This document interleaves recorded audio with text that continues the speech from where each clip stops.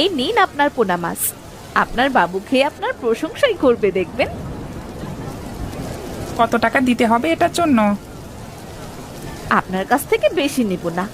এই 1 কেজি মাছের জন্য আপনি 300 টাকা দিন। কি বলছেন আপনি? 300 টাকায় 1 কেজি? দেখুন, এই বর্ষার দিনে এত কষ্ট করে মাছ ধরতে হয়, পারিশ্রমিক হিসেবে তো এইটুকু প্রাপ্যই, তাই না? এই নিন, ধরুন আপনার টাকা। হ্যাঁ বৌদি, আপনি বড্ড বেশি দাম নিচ্ছেন, এটা কিন্তু উচিত না। এটা তুমি কি করছো? 150 টাকার মাছ 300 টাকায় বিক্রি করছো কেন? আরে, এটা তো ব্যবসা। আজকে কেউ বাজারে আসেনি, তাই আমরা যা দামে বিক্রি করব সেটাই নেবে। তুমি বড্ড লোভী হয়ে যাচ্ছ মধুমিতা, এই লোভ তোমাকে একদিন শেষ করবে। যাও যাও তো, তুমি শুধু উল্টো পাল্টা কথা বলো।